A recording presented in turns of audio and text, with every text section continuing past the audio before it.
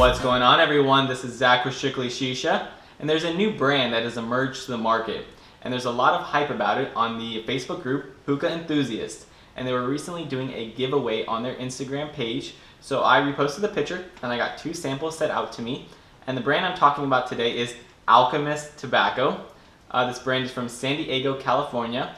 And from what they've told me, they have a long-standing history in the tobacco industry, everything from cigar tobacco to the actual production of the tobacco itself.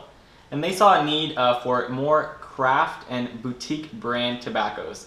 And I know some refer to Social Smoke as a boutique brand. But once this brand has emerged to the market, I realized that this is more of a boutique brand. It's a lot smaller production and it's a very specialized product.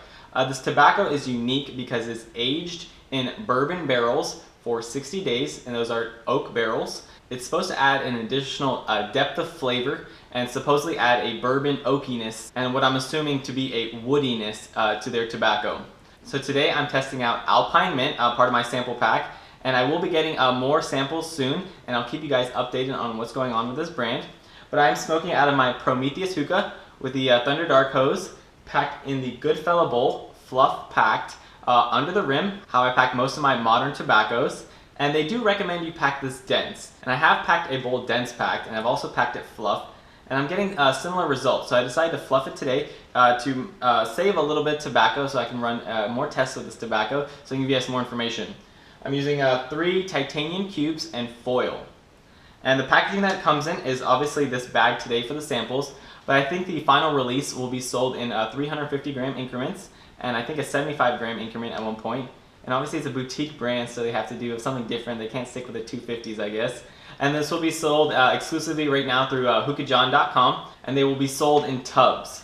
So the cut on this is a very, very finely chopped tobacco. It is undyed and not too juicy actually, so you are getting a lot of tobacco for the weight. And the consistency on this tobacco is very sticky, and when you pack it, it's a different texture to normal tobacco that you're feeling. It's very interesting. I do find a lot of stems in this tobacco, a lot more stems than a lot of the other brands that I've smoked, but they are finely ground, so you can pack them without having to pull them out. So now that you guys have a little bit of back history on Alchemist Tobacco, let's get into this particular flavor, how it smells and how it performs. So Alpine Mint.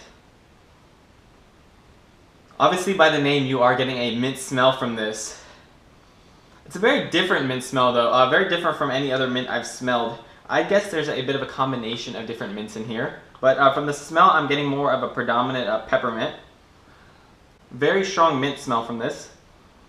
And I am getting something in the background that I can't really pinpoint. I have no idea what that background smell is, but this is a very different and unique smell.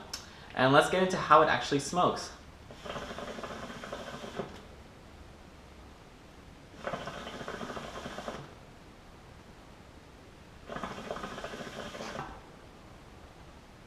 As you can see, cloud output on this is very nice, and I've been getting consistent cloud output with a dense pack with the Cloud Lotus, with a fluff pack with the Cloud Lotus, and today I am using foil obviously with the Coals, and I am getting the same consistent cloud output. So in terms of cloud output, I can safely say this tobacco has the ability to put out large clouds if that's what you're into.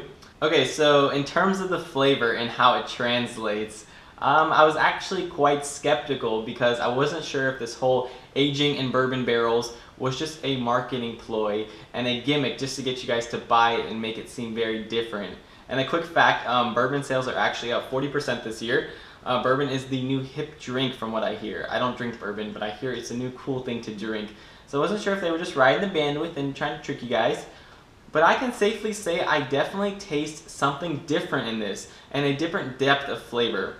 So let me take another hit just to remind myself.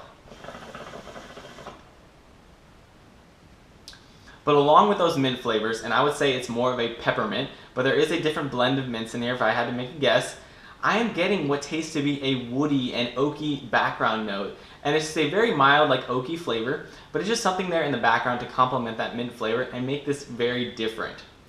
And from what I hear, this oaky like taste is on a flavor to flavor basis. A lot of people on the forums are talking about it, and they're talking about how some flavors they didn't taste any different, and some flavors they really tasted that oakiness and that kind of that muskiness to it.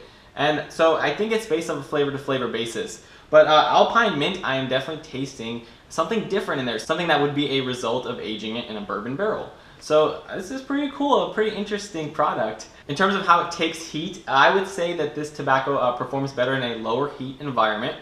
It's not heat sensitive per se, because I get really good results in a lower heat. Like for example, in the Lotus, I was only using 2 coals. Today with the titanium cubes, they are dwindling down now. It's performing really well right now. When I had 3 large cubes on there, it was getting kind of an odd flavor to this. But with 2 cubes or very edged out or smaller cubes, I'm getting a really nice flavor strength to this, really large cloud output. And in terms of flavor longevity, I smoked 2 rounds on a previous bowl, and I was getting really strong flavor strength throughout both rounds of coals with very minimal flavor loss. So I like the longevity on this.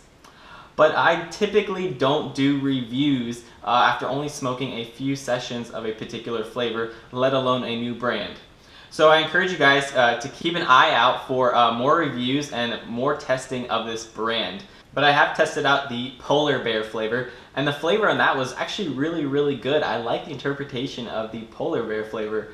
But I was having some trouble with the heat management and the actual results that I was getting towards the middle of the session.